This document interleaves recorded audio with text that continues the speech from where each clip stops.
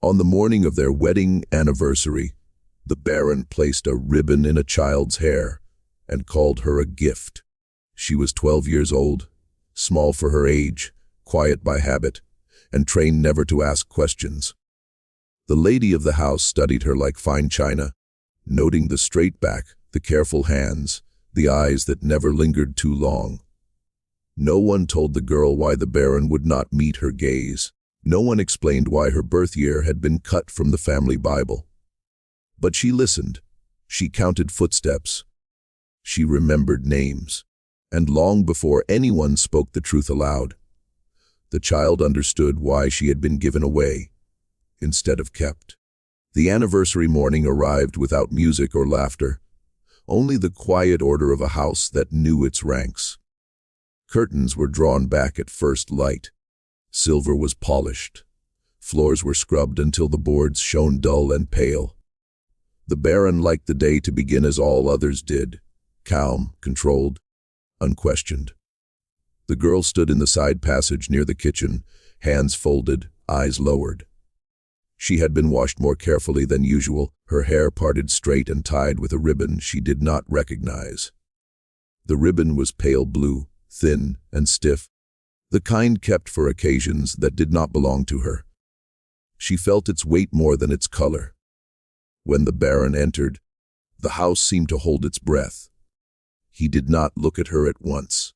Instead, he adjusted his cuffs and spoke to the overseer in a low voice, asking whether the dining room was prepared.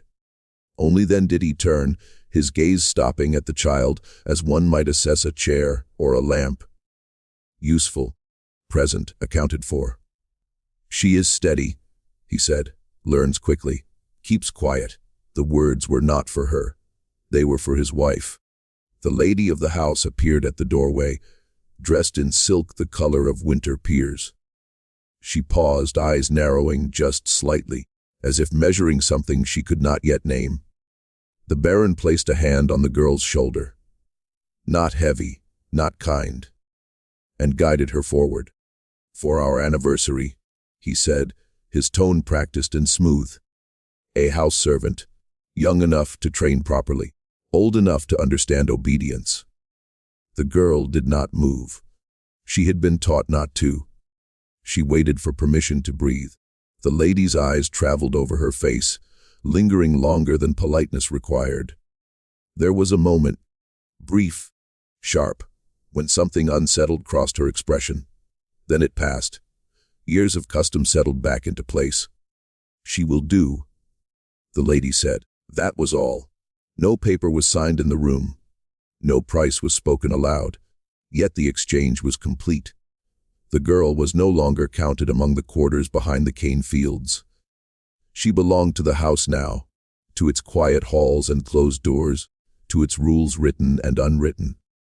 As she followed the lady inside, the child understood one thing with certainty. She had not been chosen for her strength, nor for beauty, nor even for skill. She had been chosen because she did not speak unless spoken to, because she watched without being seen, and because some gifts are given away not out of generosity, but out of fear of what they might reveal if kept too close. Life inside the big house followed a rhythm that never appeared in writing, but was enforced all the same. Bells were rung at hours that did not change.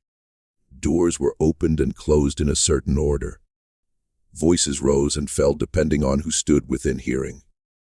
The girl learned this rhythm quickly, because learning was the only safety she had. She was assigned to small tasks at first, dusting shelves that held books she could not read, carrying water from one room to another, standing quietly behind a chair in case she was needed. No one gave her lessons, yet she studied constantly. She learned which floorboards sighed underfoot and which stayed silent. She learned that the lady's temper was softer in the mornings and sharper after supper. She learned that the Baron disliked to be surprised. Most of all, she learned where not to look. When the Baron entered a room, other servants lowered their eyes at once. The girl followed suit, but she saw enough before doing so. She noticed how his hand would pause at the mantel, always near a locked drawer. She noticed how his voice tightened when the post arrived, how he dismissed the letters himself and burned some without reading them aloud. She noticed that he never spoke of the years before his marriage, though others did, in careful half-sentences, when they thought no child was listening. The lady of the house began to watch the girl in return. Not openly, never that, but in reflections on polished tables, in the brief glance cast when the child thought herself unseen. The girl felt those looks and understood them as she understood the rest of the house, as something to be endured, not questioned. Once, while clearing the study, she was told to stand still while the Baron searched for a paper he could not find. He muttered dates under his breath. Years. A place near the river. The girl did not move, but she remembered every word. Later, while wiping dust from the desk, she saw the ledger, where those same dates appeared, written in a careful hand, then struck through as if they had become inconvenient. She did not know what the marks meant. She did not need to. She only knew that the truth lived in such details, in the things half hidden and half destroyed. The girl had learned long before that silence was not emptiness. It was a vessel. She filled it with observation, with patience, with memory. While others spoke and forgot, she listened and kept what she heard. In a house built on order and denial, that quiet attention made her dangerous in a way no one yet understood.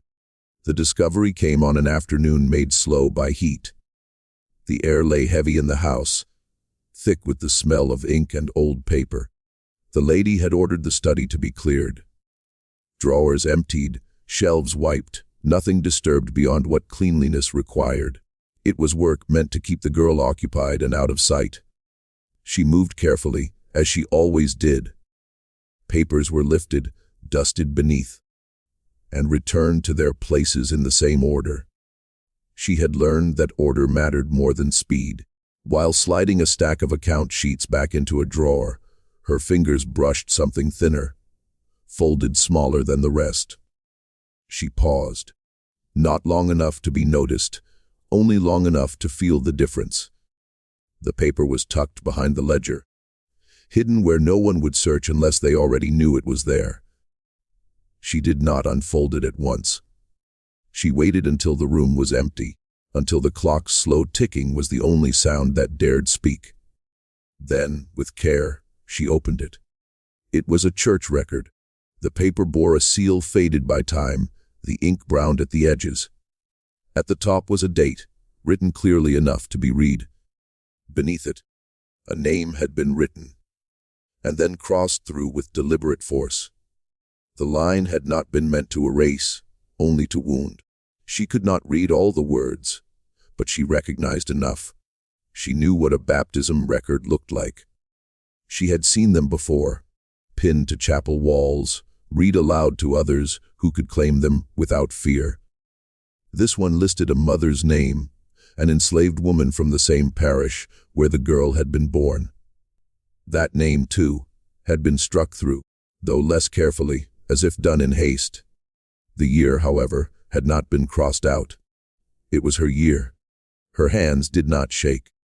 Years of practice had taught them better. She folded the paper back along its old creases and returned it to its hiding place. Nothing in the room showed that it had been touched, but something in the girl had shifted. She understood now why the lady's eyes lingered on her face, why the Baron avoided looking at her at all, why her presence in the house felt both necessary and unwanted, like a reminder no one wished to keep. The record did not tell her everything. It did not name her father. It did not explain the crossing out, the secrecy, the silence. Yet it told her enough. Her life had been written once, then partially erased. And in that half-erased space, the girl learned the most dangerous truth of all. She existed not by accident, but by a choice someone had tried, unsuccessfully, to hide. The lady of the house had lived long enough among silences to recognize when one grew too heavy to ignore. It was not a single thing that unsettled her, but an accumulation. Glances cut short, conversations ended when she entered. The careful way her husband spoke around the child without ever speaking of her. The girl's presence pressed against the order of the house, like a misaligned door that would not quite close. It was the face that troubled her most. In certain lights, when the child stood near the window or bowed her head, just so, the resemblance emerged. Not sharp enough to be named, but clear enough to disturb. The same narrow chin, the same set of the mouth when holding back words. The lady told herself it was coincidence. Plantations were full of such accidents, she reasoned. Yet the thought would not leave her. She began to ask questions, cautiously, as a woman of her station must. Not directly, never openly. A remark made during tea about parish records. A passing inquiry to the housekeeper about the girl's origins. Each answer came measured, incomplete. No one lied outright. They did not need to. The truth had been trained out of speech long before. What finally broke the silence came from paper, not people. While searching for correspondence to send north, the lady came upon a bundle of old letters tied with fading twine. They were written in her husband's hand, dated years before their marriage. She read them slowly, her face composed, her breath steady. The words spoke of a woman owned, then sold. Of a child born at the river parish. Of arrangements made quietly to avoid scandal. One letter ended abruptly, as if the writer had lost his nerve. Another bore a stain where ink had been pressed too hard. By the time she finished, the room felt smaller. The lady did not weep, she did not rage. She sat very still, hands folded, as she had been taught to do when confronted with unpleasant truths. She understood now why the child had been brought into her home under the name of a gift. Why no price had been spoken.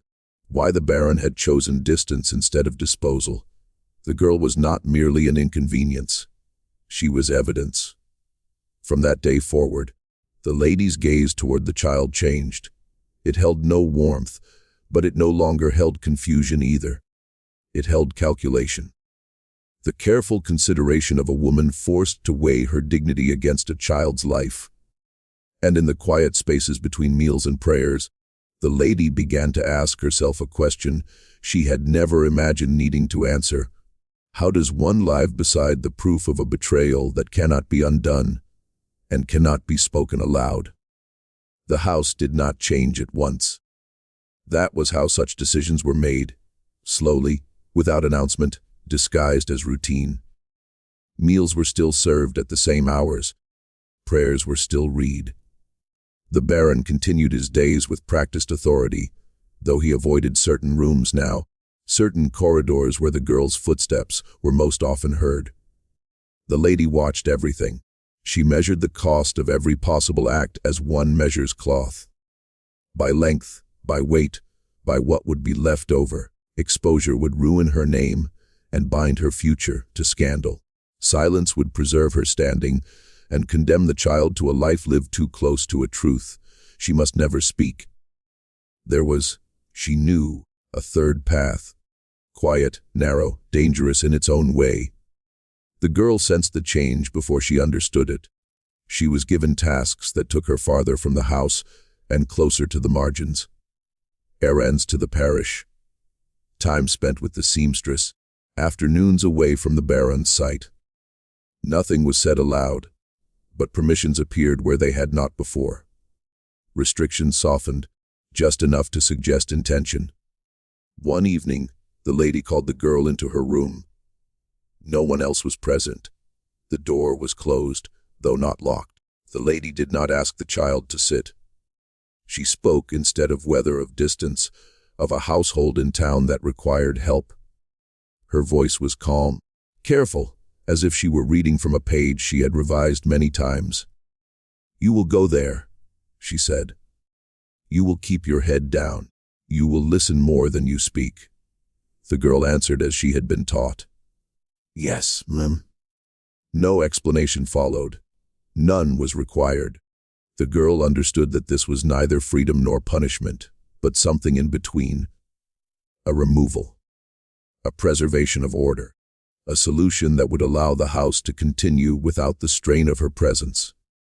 On her last morning, the girl walked the halls once more, committing them to memory. The sound of the stairs. The way light fell across the floor at dawn. The places where her name had never been spoken. She carried nothing with her but what she had always carried: patience, attention, the knowledge of what had been hidden and why. Years later, when the house had quieted and those within it were gone or forgotten, no record would explain what became of her.